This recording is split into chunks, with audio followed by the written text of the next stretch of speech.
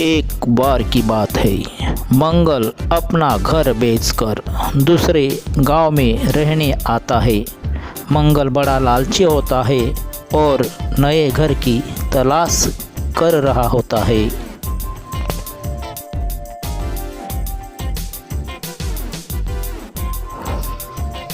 जमींदार साहब, मुझे एक नए घर की तलाश है, लेकिन मैं ज़्यादा पैसे नहीं देने वाला। आप मुझे कोई पागल मत समझना, मुझे सब पता है। हाँ, लगता है ये अपने आप को ज़्यादा ही समझदार समझता है। ये ज़्यादा पैसे नहीं खर्च करने वाला। इसको कोई सस्ता ही घर दिखना होगा। हाँ, एक काम करता हूँ, इसको कब्रिस्तान के पास वाला घर ही बेच देता हूँ। देखो भाई, मेरे पास एक घर है, वो तुम्हारे मुताबिक ही है और ज़्यादा महंगा भी नहीं।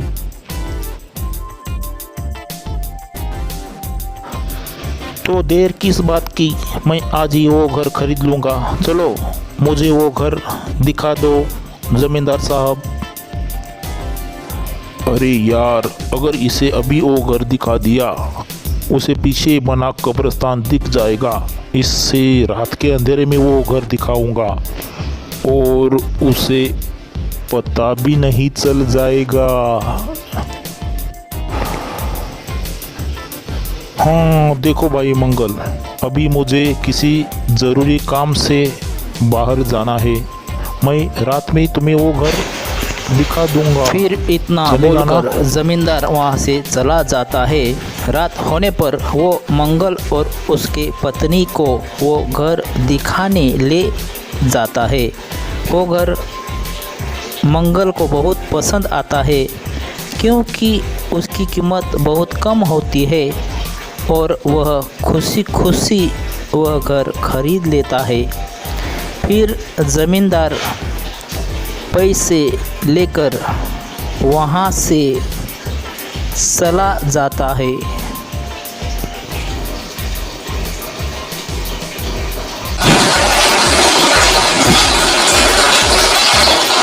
हाँ जी, मुझे ये घर बिल्कुल पसंद नहीं आया, ठीक नहीं लगा मुझे। यहाँ दहशत सी महसूस हो रही है मुझे। चल पगली, ऐसा कुछ भी नहीं है।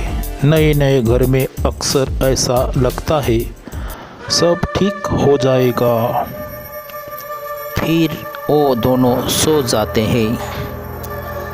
तभी आधी रात होते ही कब्रिस्तान के मिट्टी में कुछ हलचल होती है और कब्रिस्तान से एक भूत बाहर आ जाता है।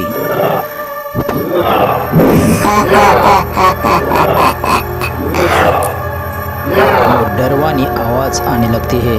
तभी कमला की नींद खुल जाती है। अजी उठिए ना, कुछ अजीब सी आवाजें आ रही है, उठिए ना। अरे क्या हो गया, चैन से सोने भी नहीं देती। अजी, मुझे उस खिड़की से अजीब अजीब आवाज आ रही है। जरूर उस खिड़की के पीछे कोई है, कोई अजीब सी आवाज आ रही है। तभी वह भूत कब्रिस्तान से बाहर निकल आता है और पास के घर में रोशनी देखकर वहां चला जाता है। अरे भाग्यवान, कुछ नहीं है, तुम चुपचाप सो जाओ। फिर वो दोनों फिर से सो जाते हैं। तभी वो भूत उनके खिड़की से जोर जोर से तोड़ने की कोशिश करता है।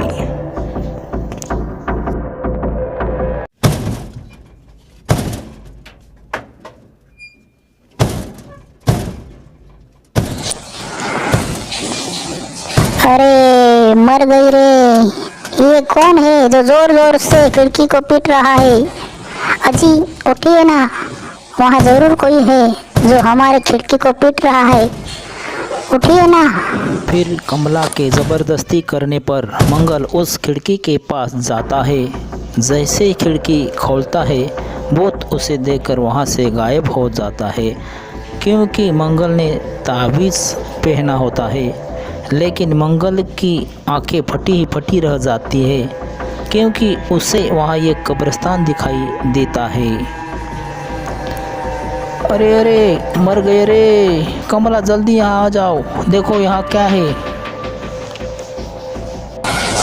हाँ जी, ये तो कब्रिस्तान है। हे भगवान, ये हमने कहाँ घर खरीद लिया।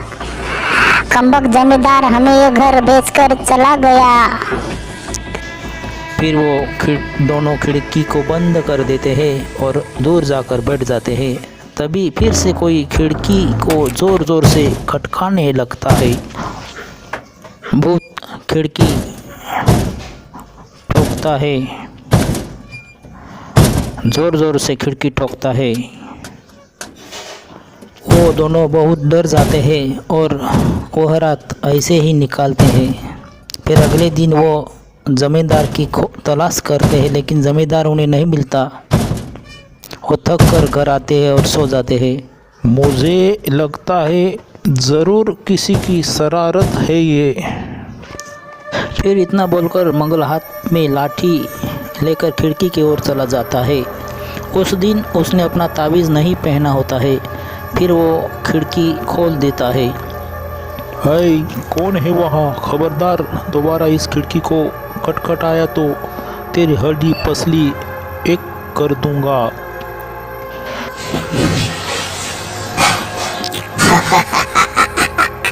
बहुत दिनों के बाद कोई इस घर में रहने आया है। तुम तो मेरे पड़ोसी हो, आओ ना, तुम्हें अपने घर ले जाता हूँ। उस भूत को देखकर मंगल की हालत खराब हो जाती है। तभी वह भूत मंगल को गर्दन पकड़कर खिड़की से खींच लेता है।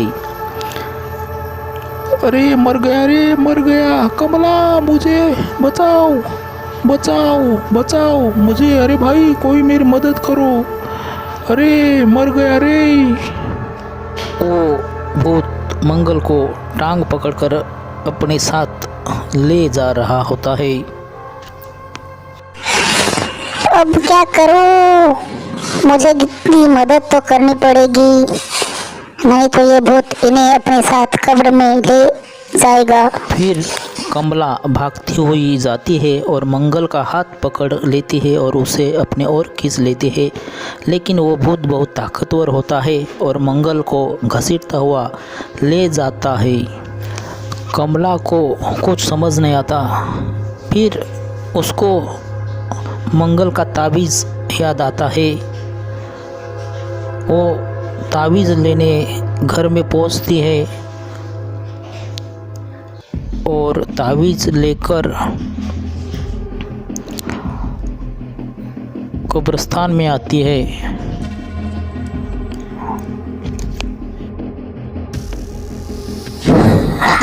मेरी ताकत क्यों काम नहीं कर रही है? देखते देखते कमला मंगल को बाहर खींच लेती है। ये कैसे हुआ कमला? अजी, ये सब इस ताबीज़ की वजह से हुआ है। चलिए, हम यहाँ और नहीं रुक सकते। वो भूत किसी भी पल बाहर आ सकता है। चलिए। कमला वो ताबीज़ खिड़की पे टांग देती है। इधर भूत कब्र से निकलकर